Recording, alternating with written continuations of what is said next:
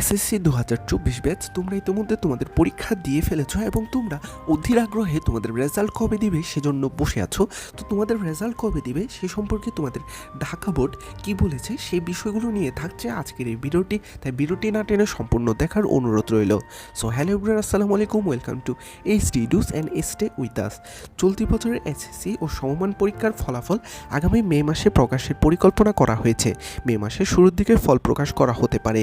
এই বিষয়ে আন্তঃশিক্ষা সমন্বয় বোর্ডের সভাপতি, ঢাকা মাধ্যমিক উচ্চ মাধ্যমিক শিক্ষা বোর্ডের চেয়ারম্যান অধ্যাপক তপন কুমার সরকার বলেন, সাধারণ লিখিত পরীক্ষাগুলো যেদিন শেষ হয় সেদিনের পরবর্তী ৬০ দিনের মধ্যে ফল প্রকাশ করা হয়। এবার সময়সীমার মধ্যে ফল প্রকাশ করা হবে। জানা গেছে ১২ মার্চ এসএসসি সমমান পরীক্ষার শেষ হয়েছে, সেই হিসেবে ১২ মে ফল প্রকাশ করা হতে পারে।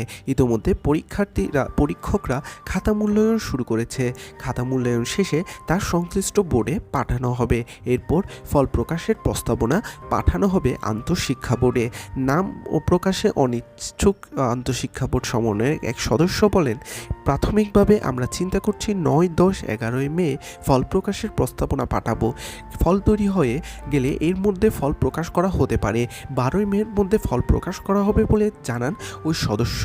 এবার এসএসসি ও সমমান পরীক্ষায় অংশ নেওয়ার জন্য ২০,২৪,১৯২ জন শিক্ষার্থী ফর্ম পূরণ করেছেন।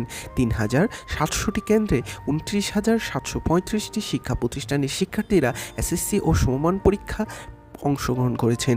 ১৬,৬৭,৭৭৯ জন শিক্ষার্থী এসএসসি এবং ২,৯০,৯৪০ জন শিক্ষার্থী দাখিল, ১,২৬,৩৭৩ জন শিক্ষার্থী এসএসসি ও দাখিল পরীক্ষা অংশ নিতে ফর্ম পূরণ করেছেন। এবার ৯টি শিক্ষা বোর্ডের অধীনে এসএসসি পরীক্ষার তৃতীয় পরীক্ষার ১৫ নভেম্বর থেকে ১২ মার্চ পর্যন্ত চলেছে এবং ব্যবহারিক পরীক্ষা ১৩ মার্চ থেকে ২০ মার্চ পর্যন্ত চলেছে এবং দাখিল পরীক্ষা ১৫ থেকে ১৪ মার্চ পর্যন্ত চলেছে।